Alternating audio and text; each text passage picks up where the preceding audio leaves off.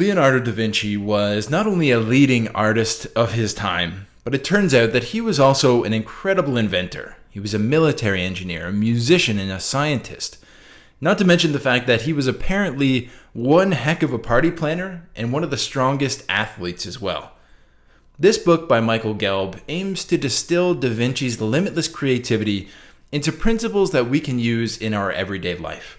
I've pulled out the 6 best ideas and 2 tools that I believe make up the most important pieces of this entire book. And I've actually done that for 100 plus different books here on this YouTube channel and put it all into this personal development AI. You can see 100 different books and 600 different ideas and get access to this tool yourself by clicking the first link down below in the description or joining the YouTube channel. You're also going to get access to the tools that I've created, which are essentially ideas taken directly into action. You can get access to that inside of the YouTube channel membership. With that, let's get directly into the first big idea of the book, which is 7 principles. Now, I'm not going to pronounce each of these Italian words, but I will tell you the 7 different principles and what they mean to Da Vinci. The first one is an insatiable, curious approach to life and an unrelenting quest for continuous learning, something we're going to talk a lot more about for the rest of the video. A commitment to test knowledge through experience, persistence, and willingness to learn from mistakes is number 2. Number 3 is the continual refinement of the senses, especially sight, as this means to clarify experience. Number 4 is a willingness to embrace ambiguity, paradox, and uncertainty, something I'm sure a lot of us have probably had to do over the past couple of years. Number 5 is the development of the balance between science and art, logic and imagination. You can think of this as whole brain thinking. Number 6 is the cultivation of grace, ambidexterity, fitness, and poise. Number 7 is a recognition and appreciation for the connectedness of all things and phenomena, or systems thinking. Of course, my reflection here is that Leonardo da Vinci is one of the most interesting characters in all of history. The sheer amount of creativity in action that he was able to accomplish was completely astounding. And I'm just overall really grateful for the expert Michael Gelb, who is essentially giving us these 7 principles that are easy to memorize, easy to remember, easy to kind of reference in real time, that made Da Vinci so prolific. We're going to be diving into each one of my favorites a little bit more throughout the video.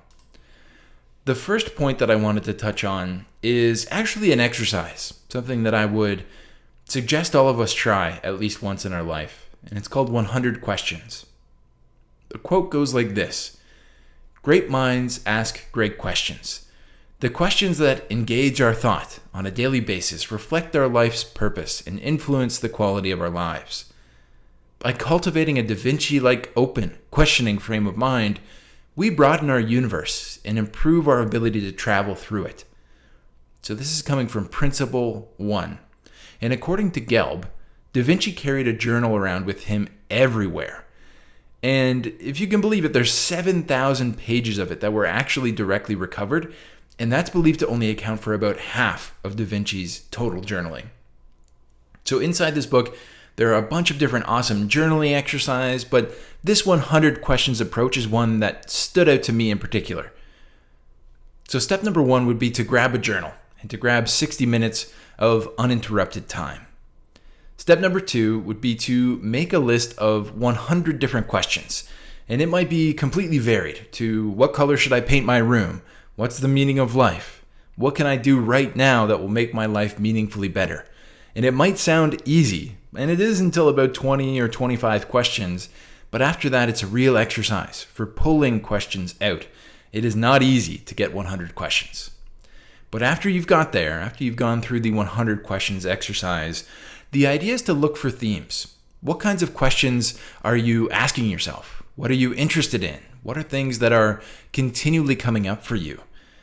And you can, by kind of identifying these themes, you can think about, okay, what's important to me in my life right now? And that leads you to step number 4, which is find the 10 most important questions to you. And then once you have that, you want to rank those 10 questions in order of importance, 1 to 10. So after you've done this, the whole idea is that you're going to have a list of 10 questions that are truly profound on what's really important to you in life. And that's something that I think is worth its weight in minutes. It only takes 60 minutes to get it done. Our third idea here is the unconscious database. And I believe this is one of the secrets to Leonardo's amazing creative feats.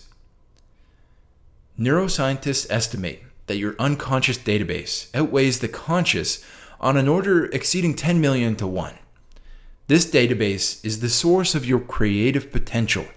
In other words, a part of you is much smarter than you are. The wisest people regularly consult the smartest part.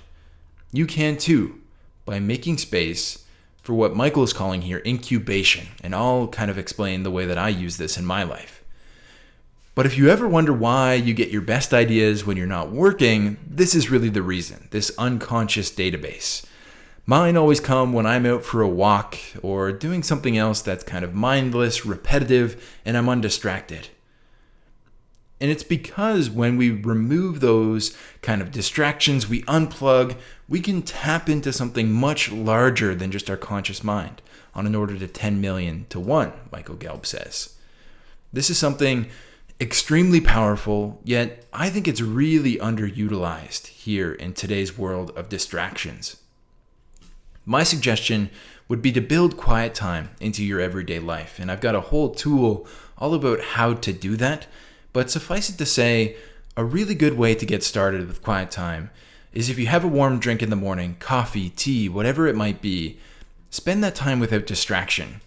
Enjoy the coffee, enjoy the tea, and kind of let your mind run wild. Tap into that unconscious database during quiet reflection. Our idea number 4 here is to mind map like Da Vinci. And of course, we've talked a lot about mind mapping on this channel. I've created over 100 plus mind maps on some of the world's best books and actually incorporated it into a tool that I believe is kind of like a mind map of mind maps, which is this personal development AI that we've been using.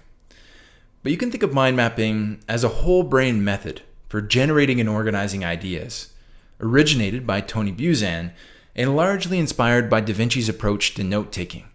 You can use mind mapping for things like personal goal setting, daily planning, and interpersonal problem solving. It can help you work with your kids or with any pursuit. The most marvelous approach of mind mapping, application of mind mapping, however, is that through regular practice, it trains you to be more of a balanced thinker, a la Leonardo. So like I said, we talked a lot about kind of mind mapping. We've done a lot of different mind maps on this channel. I've used them quite a lot in my life. And I actually didn't really know that it all started with Leonardo da Vinci, which is pretty interesting, right? And you can see the creativity that comes with mind mapping. The creativity comes with this particular type of taking notes, we could say. I personally like to think that if he was alive today, based on some of the principles we're reading about inside of this book, that Leonardo also would have loved the connectedness of a style of note-taking a la How to Take Smart Notes by Sönke Ahrens and Nicholas Luhmann, because it has this amazing ability to be able to connect and create connections between completely and seemingly non-connected topics. So I really recommend that if you haven't already checked out my video on How to Take Smart Notes by Sönke Ahrens, that's the next video you watch. It will be life-changing for you. It's one of the most amazing books that I've ever read, and it really has changed my personal development, changed my working, and changed my thinking and my creativity in many different ways. So I recommend you check that out. But back to our book, How to Think Like Leonardo da Vinci. The next piece we're talking about here is the body of a genius. And this is an interesting one. What is your image of the body type of a genius? When you close your eyes, what do you think of? Did you grow up, as I did, with the stereotype of the skinny, four-eyed brainiac nerd? It's amazing how many people associate high intelligence with physical ineptitude.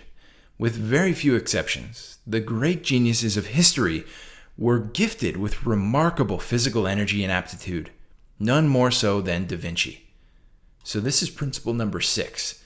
And the whole idea here is that creative pursuits require energy to bring them to fruition. So it only makes sense that one of the most creative persons to have ever lived would be physically fit. Now, this book has a lot of tips in it, but I think we can distill everything down to a question by now. Of course, we're talking about principle number 1 there. What's one thing that you could do to increase your energy?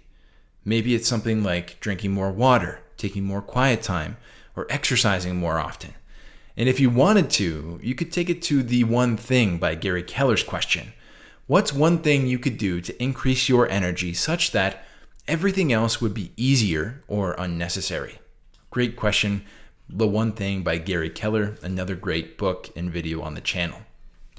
Our final point here today is about goals and process. And this one really hit home for me. It's something that I've been thinking a lot about recently.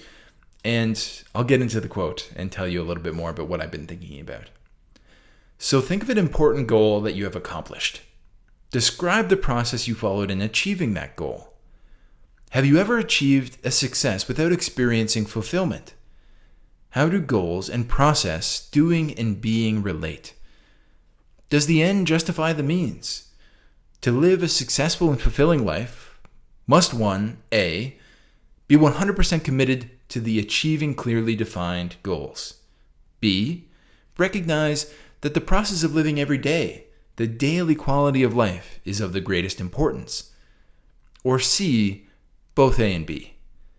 And of course, this is another great question coming from the book, and I think we'd all hopefully like to take C.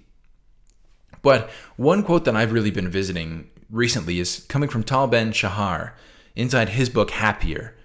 He has a great quote about 4 archetypes that I think explores this a little bit deeper. He says that the rat racer's illusion is that reaching some future destination will bring him lasting happiness. He does not recognize the significance of the journey. The hedonist illusion is that only the journey is important. The nihilist, having given up on both the destination and the journey, is disillusioned with life in general.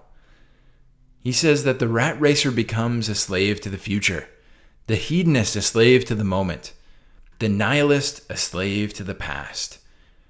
Attaining lasting happiness requires that we enjoy the journey on our way towards a destination that we deem valuable. Happiness is not about making it to the peak of the mountain, nor is it about climbing aimlessly around the mountain. Happiness is the experience of climbing towards the peak. So a final question that I'll give you for today is, which archetype are you living in? And something that I would reflect on is that in different areas of my life, different times of my life, I've been the rat racer. I've been the hedonist. I've been the nihilist. And more, as I come to kind of manifest myself and come to self-actualization, I would call it, I'm leaning more towards the final archetype, realizing that it's important to have a mountain to climb. It's important to have an important mountain to climb, I should say, and that the climb, the journey, is also important. So I want to thank you for being with me here today. I really recommend that you go and check out some of the videos and books that I've referenced inside of this one. There are over 600 different big ideas, dozens of tools, and hundreds of book summaries, all laid out in a way that you can create your own learning journey while getting the 20% of the information that is the most impactful, the most helpful, the most kind of impactful for you. You can get that by clicking the first link down below in the description or joining the YouTube channel. Thanks for all of your support, and I hope to see you in the next video.